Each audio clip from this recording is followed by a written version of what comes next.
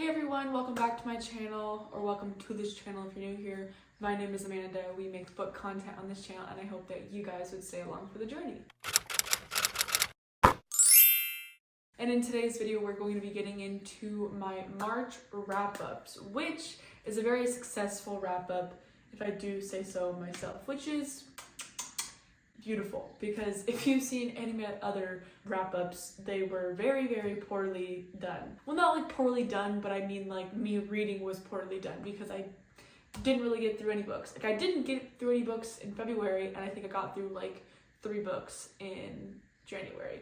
So the fact that I got through 6 this month is absolutely amazing, and I can't wait to get into every single one and let you know my thoughts and opinions and feelings and ratings and all the above. So let's get into it. In the month of March, I read a total of 6 books.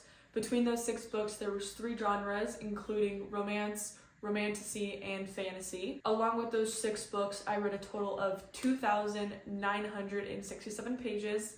And between these 6 books, there was a rating of 5 overall. The first set of books, might I say, that I finished in the month of March is going to be none other than the tandem read of Throne of Glass, which consists of Empire of Storm and Tower of Dawn. For Empire of Storm, I rated this a 4.5 out of 5, and for Tower of Dawn, I rated this a 5 out of 5, which I know people are going to come to me for giving this a 5 and this a 4.5.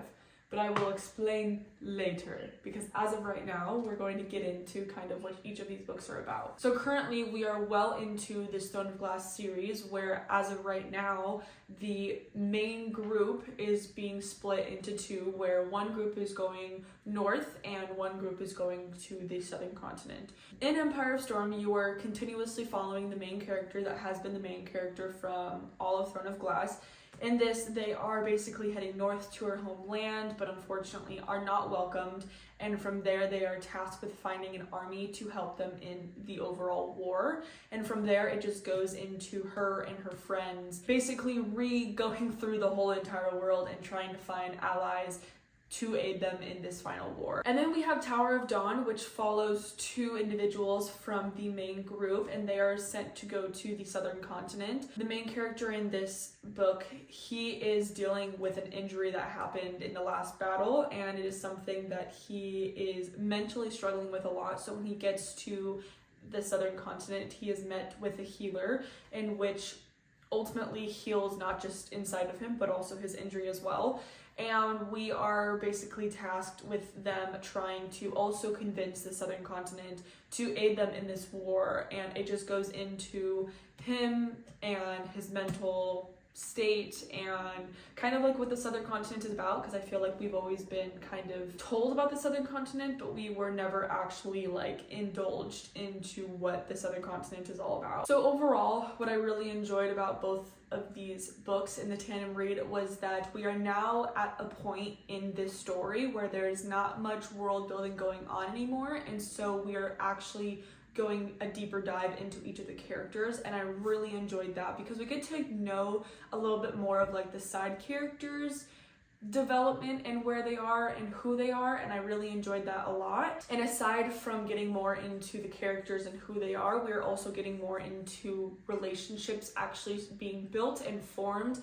And I will always be a romance girly at heart, and so I think that is what has been pushing me to finish the tandem read, because it was so long. Like I literally started it for so long. I've been talking about it for so long, and so I'm just finally glad to be done and over with it, you know what I mean? But also like I'm gonna be sad at the end too, like I already know that as well. And then to finally get into why I'm ranking a 5 for Tower of Dawn and a 4.5 for Empire of Storm, me, Amanda, right here, there was something about Tower of Dawn and in the way that the main character in Tower of Dawn dealt with his injury that I just wholeheartedly loved and believed, and wholeheartedly like understood is like the best way to describe it. Like he has basically been getting the short end of the stick his whole entire freaking life, and I truly think Tower of Dawn is where he ultimately decides F everything else, like I'm gonna do what is right for me. And when he finally chooses himself, like that's when he truly figures out who he is.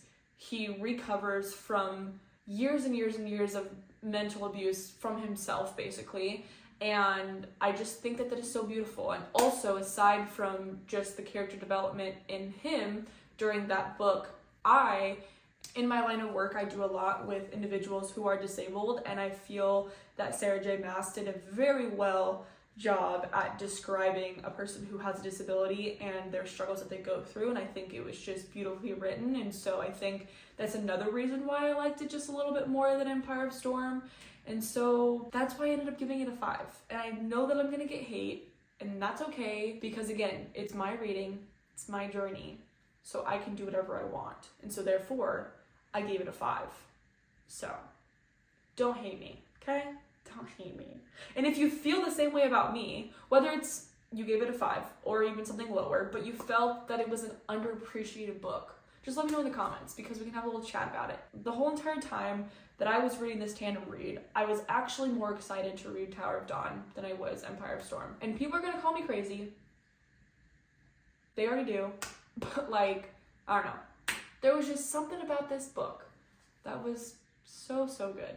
So good. The next book in the month of March that I read is none other than Love Hypothesis by Ali Hazelwood. I gave this book a 3.5 out of 5 stars. This is my very first Ali Hazelwood book, and I have heard so many good things about her, and let me just say, she did not disappoint. I enjoyed, and I'm gonna keep reading her because I liked her a lot, but I actually did not read this book. I listened to this book on audiobook when I was on my way to go visit my friend Destiny, who I just did the 24-hour read with, if you guys want to go watch that. So in Love Hypothesis, you are following Olive, who is a medical student at Stanford, and she is in a fake dating relationship with none other than Mr. Dark and Scary Adam Carlson. And pretty much the whole entire time you were watching both of these individuals secretly actually really like the other one, but are never coming clean of said love until Olive's life is threatened in a certain way and Adam has to stand up and be there for her. And you were basically following them falling in love.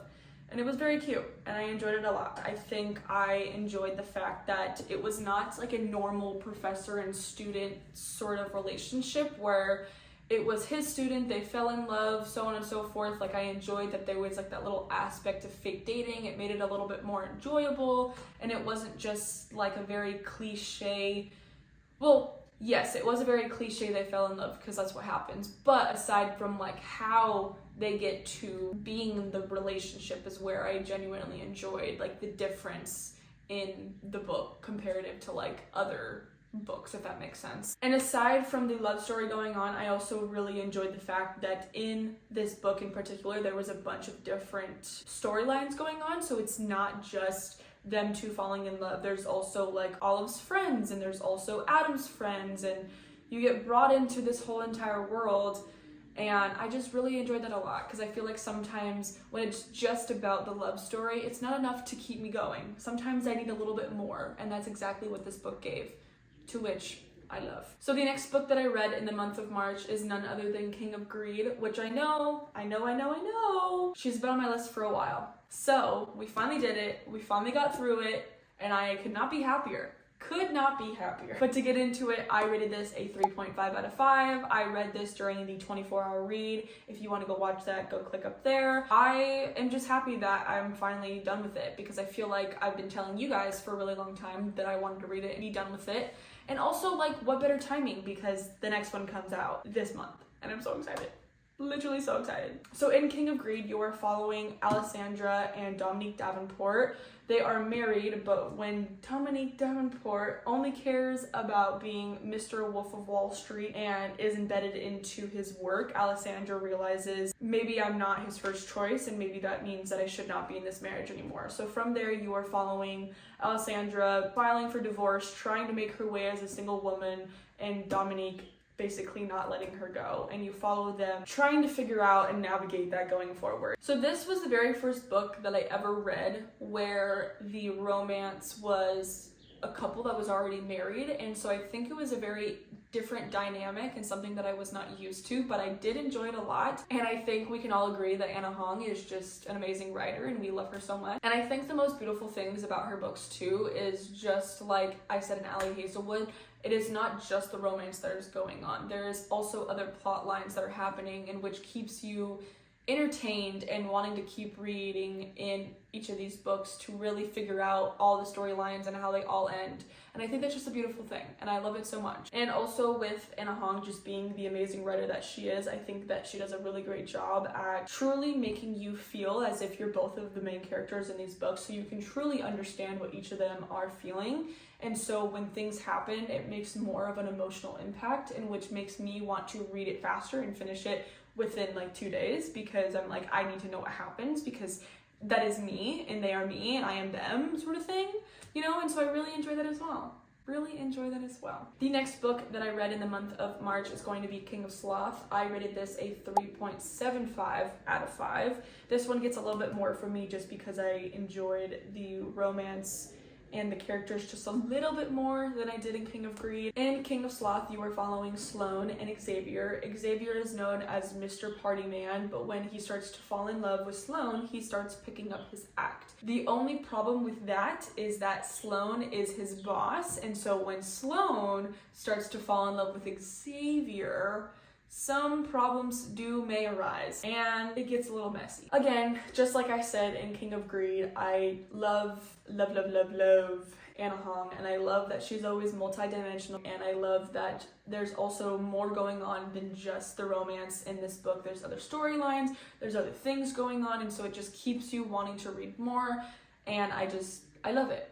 I love it so much. And I really enjoyed a lot that in this book, even though Xavier was the party animal, Sloane was more of the Mr. Grumpy, and he was more of the Mrs. Sunshine, even though like roles were reversed. And I loved seeing Xavier pull the sunshine back out of Sloane. And I think that's like one of the most beautiful things, especially when it's roles reversed, because a lot of the times these books are written where it's Mr. Grumpy and Mrs. Sunshine, and like she pulls him out of the dark. And I just love that it was the other way around. And for the very last book that I read in the month of March is none other than The Deep End by Ali Hazelwood. And I gave this a 4.75 out of 5. In The Deep End, you are following Scarlett, who is a student at Stanford on the diving team, and you are also following Lucas, who is a student at Stanford on the swimming team. When Lucas breaks up with his long-term girlfriend and realizes that Scarlett enjoys the same sexual experiences that he does, this develops a relationship like no other. And might I say, no other. Let's just hop into this book because I kind of have a lot to say about this book. First things first, this would be my very first trigger warning book. For those of you that don't know, this is a little book about kinks. And so with that being said, it's a little bit more sexy. It's a little bit more smutty. And unfortunately,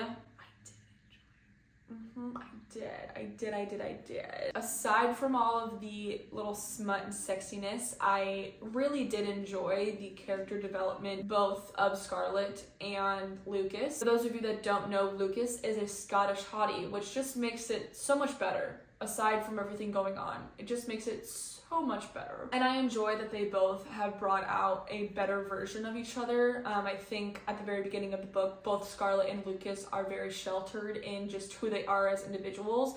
And towards the end, it gets to a point where both of them are very open and honest about who they are and what they want. And I think that's a beautiful thing. Due to the character development growth, and also, like I said about the last Ali Hazelwood book, there's also a lot more storylines going on than just the romance. I think that is why I genuinely enjoyed this book outside of all the sexy things, which is why I so badly wanted to give this a 5 out of 5, but I didn't, and that is due to the fact that at the very end of the book, I just feel that it was just a little bit rushed. Like, I wish we could have gotten just a little bit more.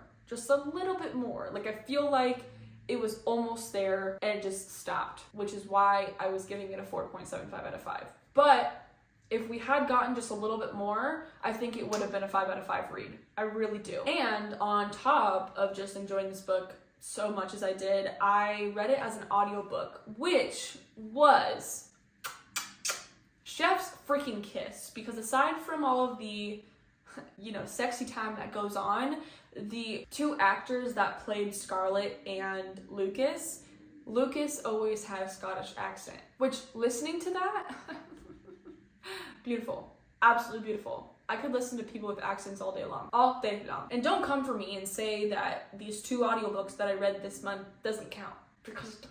Sometimes you have to read the audiobook because it's that great. It is that great. And I highly recommend that you do.